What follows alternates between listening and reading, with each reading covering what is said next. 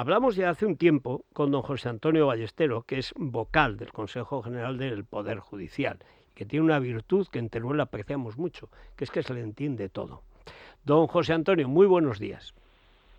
Buenos días. Bueno, ¿cómo vivió la última sesión? Hemos vivido momentos tanto bochornosos, pero yo no recuerdo, vamos, no recuerdo, no, y he visto nacer la democracia en España en el 77. Yo no he visto una sesión con tal catarata de insultos con nombres y apellidos, para mí delictivos la mayoría de los casos, los insultos, porque además imputan conductas delictivas y encima a jueces, que no son tampoco funcionarios corrientes ni políticos en ejercicio. Yo no sé si usted recuerda algún precedente, al menos parecido a este. Pues ciertamente no, la tarde del lunes fue una tarde de estupefacción, ¿verdad? La tarde del pleno. No fue el lunes, fue el martes, ¿verdad? Sí. Fue una tarde de estupefacción, de no dar crédito a lo que estaba sucediendo. Y efectivamente, la reiteración, la multireincidencia en los ataques al Poder Judicial no convierte estos ataques en algo banal o leve. No, al contrario, son expresión de algo muchísimo más grave. Quienes están acusando de parcialidad, de lawfare a los jueces, son precisamente quienes defienden la ley de amnistía. Y la ley de amnistía es el mejor y palmario ejemplo de acusación de lawfare. No hay más que ver la exposición de motivos y el preámbulo de esta ley. Esta ley encuentra su justificación en que el Estado español, España, a través de sus instituciones, policía, guardia civil, demás servicios de seguridad, con los jueces a la cabeza, muy especialmente los jueces, pues han reprimido el ejercicio de no se sabe muy bien qué supuesto derecho de autodeterminación. Por lo tanto, han reprimido ilegalmente y legítimamente ese supuesto derecho. Por lo tanto, los delincuentes son quienes han efectuado esta conducta. Y lo grave de esto no es que lo diga un parlamentario, que ya es grave, o que lo diga un ministro del gobierno, que ya es grave. Lo grave ahora es que lo dice todos aquellos sectores, todos aquellos grupos parlamentarios que apoyan esta ley de amnistía. Y si esta ley de amnistía se llegara a aprobar, sería el Parlamento, el Poder Legislativo, quien estaría acusando a los jueces de lawfare, es decir, de prevaricación, es decir, de ser unos delincuentes. Esto trae consigo algo que yo creo la consecuencia es elemental. Si la ley de amnistía, como se ha venido diciendo, es la pieza clave de esta legislatura, su principio fundamental es precisamente el lawfare. La conciencia de que ha existido este comportamiento espurio por parte de los jueces.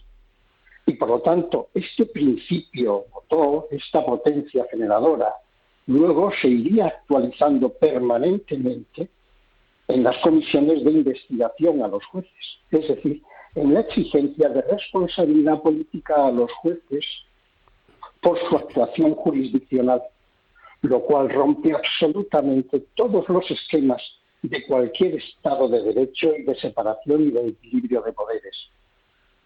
Por lo tanto, es absolutamente necesario que el Consejo General del Poder Judicial salga en pleno con su máximo órgano a poner de manifiesto esta circunstancia y a amparar, primero ponerla de manifiesto ante la sociedad española, para que se entienda el amparo que merecen sus jueces, porque es el respeto al Estado de Derecho. Yo recuerdo el comunicado que hizo, los dos comunicados, uno firmado por una mayoría y otro por una casi total mayoría, creo que falló la señora de Pumpido, como no. Pero uno sobre la ley de amnistía como tal, el que ustedes hacían el análisis, casi diría la autopsia, de cómo eso se cargaba por completo el Estado de Derecho, la división de poderes, la primacía de la ley sobre el poder político, para asumir además Esto sí que es una ensoñación, unos sueños que vamos, pero es que ni Torra, no digo ya Puigdemont, o sea, nadie, pero ni Pujol, ni a la TV3, nadie sueña con esas cosas. Yo creo que no, ni los del Barça con los árbitros. O sea, es una ensoñación total que asumen que hay todas las instituciones de España se han dedicado, no sé si desde hace décadas o desde hace siglos, porque da la impresión de que es desde hace siglos, a perseguir a unos pobrecitos que solamente querían vivir en libertad y tal, y los han machacado y los han triturado y los han hecho huir en maleteros y cosas así.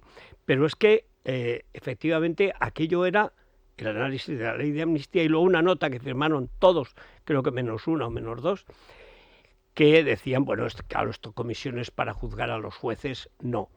Pero como bien dice usted, y esto es un cambio sustancial, ahora es el Parlamento el que si esta mayoría, y hay que decir que sí salió el informe previo, es decir, no se ha votado la ley de amnistía, pero sí la parte primera, ¿cuál es el nombre técnico que se le da?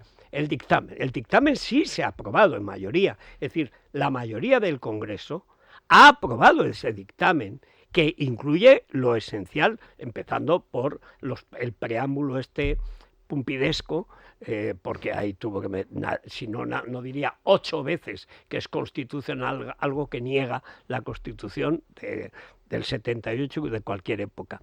Pero hay un salto cualitativo inmenso y a mí me parece una señal de salud por parte de ustedes que están ahí como en Numancia o en el primer sitio de Zaragoza, que lo hagan público, que no es lo mismo que lo diga un proyecto de ley del gobierno a que lo haga una mayoría del Parlamento, que es el poder legislativo que se atribuye el poder de perseguir a los jueces. ¿Y usted cree que esto ha calado o va todo tan rápido que la gente no se da cuenta de la gravedad de lo que pasa, don José Antonio? Pues mire, yo creo que desde primeros de noviembre, desde que esta legislatura está en marcha y desde que efectivamente esta había sido dada en llamar la ley fundacional de la legislatura, empezó primero de una manera pues en los medios de comunicación y después ya claramente la proposición de ley con todas las vicisitudes posteriores. Desde ese primer momento el Consejo ha puesto de manifiesto lo que parecía que se nos iba a venir encima, que luego efectivamente pues desgraciadamente se ha ido confirmando. Y yo creo que desde aquel momento ha habido una concienciación, una reacción extraordinariamente positiva por parte no solamente de diversos sectores de la sociedad española, sino profesionales, colegios de abogados, etcétera. Las reacciones han sido extraordinariamente positivas, sino que yo creo que el pueblo español en su conjunto se está concienciando y se está dando cuenta de la gravedad de la situación. Y se está dando cuenta de la gravedad de la situación porque el pueblo español es plenamente consciente de que los jueces, independientemente de toda circunstancia, defendemos y somos la última garantía del derecho de los ciudadanos, sobre todo de los más débiles. Y los más débiles no son solamente aquellas capas sociales más humildes, sino todos aquellos que no disponen del poder. Y por lo tanto, el pueblo español se está dando cuenta de que la injerencia del poder ejecutivo y la injerencia del poder legislativo pueden dar al traste con una norma esencial de su convivencia.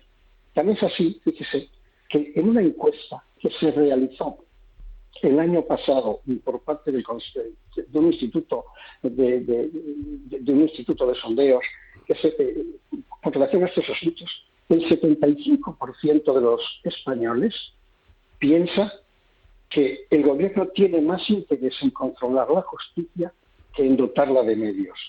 Yo creo que hemos recorrido un gran camino y que hay que seguir recorriendo ese camino y que únicamente se pierden aquellas batallas que no se van. Hay una cuestión, don José Antonio, dos cuestiones que brevemente le tengo que plantear. Una desagradable, que es lo de la foto hoy del representante del PP y el representante del PSOE, responsables técnicos de la politización de la justicia, desde la Ley Orgánica del Poder Judicial del 85, que no sé cómo no le da vergüenza, por lo menos a la oposición, hacerse esa foto con Reinders de Madre Abadesa.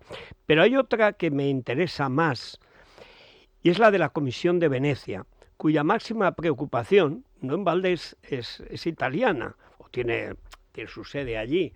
Yo recuerdo siempre que los tribunales italianos tienen arriba, en el frontispicio, encima del juez, aparece una frase que es la legge è uguale per tutti. La ley es igual para todos. Es la base de la ley, que la ley abarque a todos, incluso al más poderoso.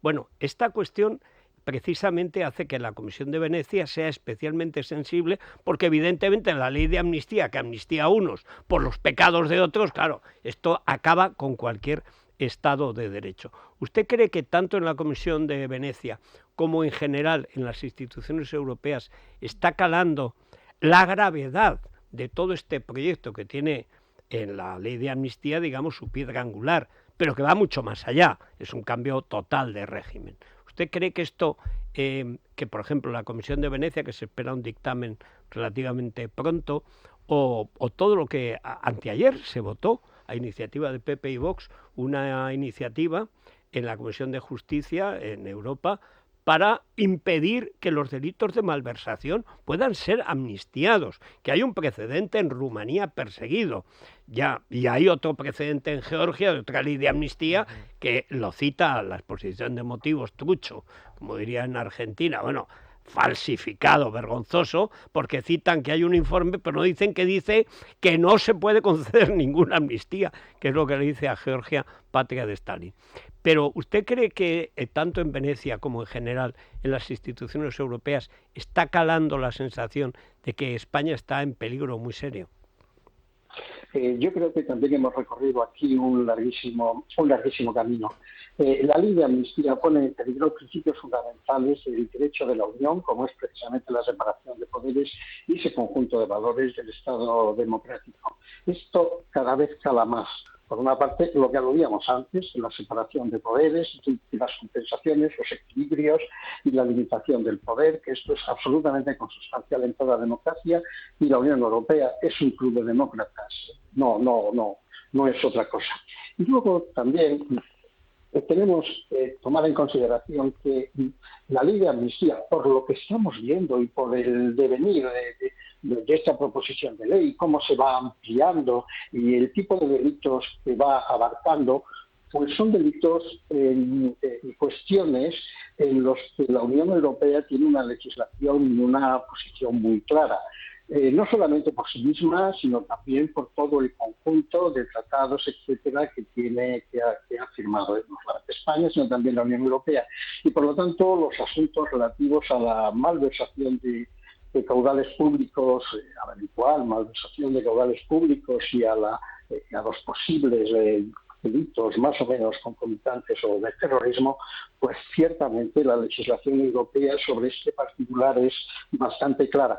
Por lo tanto, yo creo que se ha recorrido también un gran trecho, un gran camino, precisamente también porque la ley de amnistía está teniendo unas vicisitudes verdaderamente inesperadas, ¿no? Con unas ampliaciones fuera de toda norma.